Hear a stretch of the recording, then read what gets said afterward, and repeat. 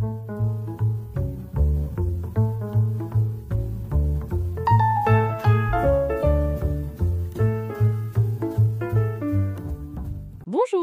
Aujourd'hui, on se penche sur des analyses, des articles assez récents qui nous ont été partagés.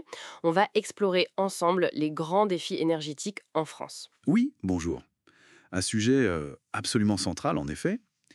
Les documents qu'on a là ils dessinent un paysage, disons, complexe, avec des choix vraiment cruciaux qui s'annoncent pour atteindre cette fameuse neutralité carbone en 2050. Notre mission, donc, si on peut dire, c'est d'essayer de décrypter ensemble les tensions, les enjeux majeurs qui se cachent derrière cette transition. Et on va s'appuyer sur ces sources, bien sûr. Alors, allons-y. Bon, pour commencer, il y a un des textes principaux, là, qui pose direct la question qui fâche un peu.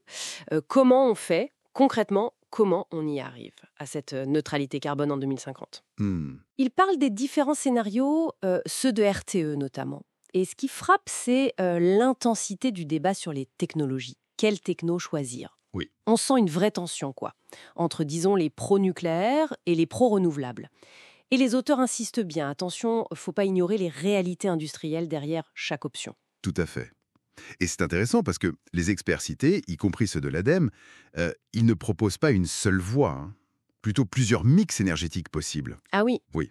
Une option qui est clairement sur la table, c'est de maintenir ou même de développer notre parc nucléaire. On parle des 56 réacteurs actuels, peut-être plus. d'accord. L'argument principal, c'est la capacité à fournir une électricité stable et pilotable. C'est-à-dire qu'on peut ajuster la production quand on a besoin. Ce qui est utile avec les renouvelables. Exactement.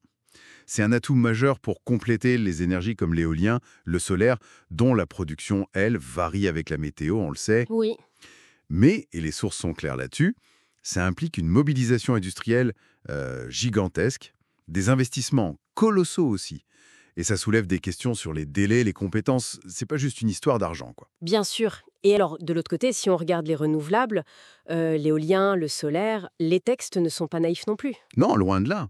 Ils pointent évidemment leur caractère intermittent, ça on l'a dit, on ne contrôle pas le vent ou le soleil, mais aussi d'autres défis, et pas des moindres. Notre dépendance pour le matériel, les importations de panneaux, de turbines, la question de l'utilisation des terres aussi, et puis l'impact sur la stabilité du réseau électrique.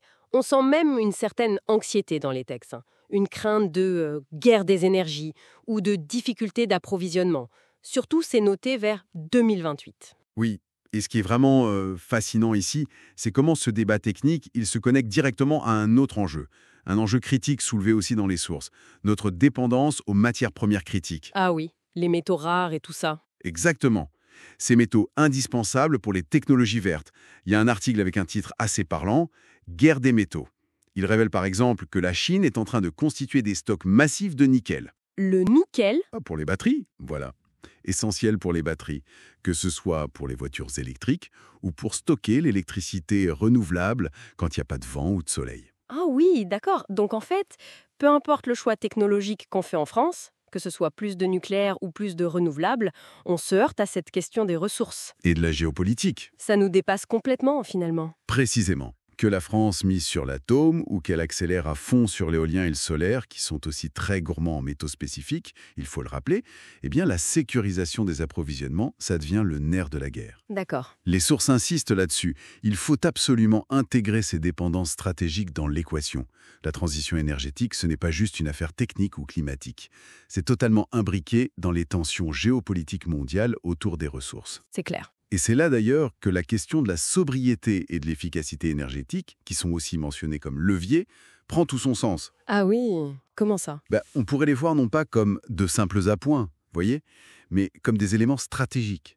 Pour réduire la pression globale sur ces ressources critiques, quelle que soit la voie technologique qu'on choisit au final. Ça allège un peu la demande. D'accord. Bon, alors, si on essaye de synthétiser un peu tout ça, le message clé qui ressort de cette lecture croisée des documents, ce serait quoi ? Qu'est-ce qu'on doit vraiment retenir ?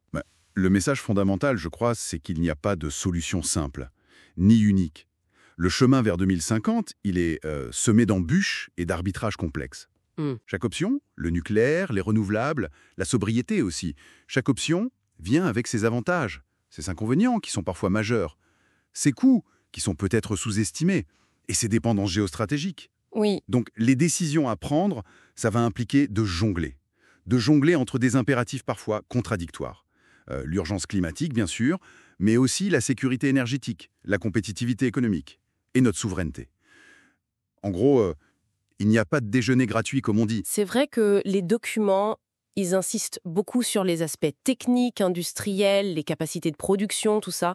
Mais cette discussion, elle soulève peut-être une question un peu plus profonde, non? C'est-à-dire, Au-delà des choix entre, disons, les types de mégawatts, si le véritable enjeu, c'était aussi de repenser fondamentalement nos besoins énergétiques, justement pour éviter que cette transition, qui est absolument nécessaire, ne se transforme en une nouvelle course effrénée aux ressources, avec tous les conflits que ça pourrait générer derrière.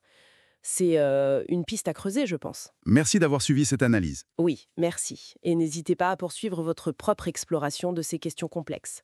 À bientôt.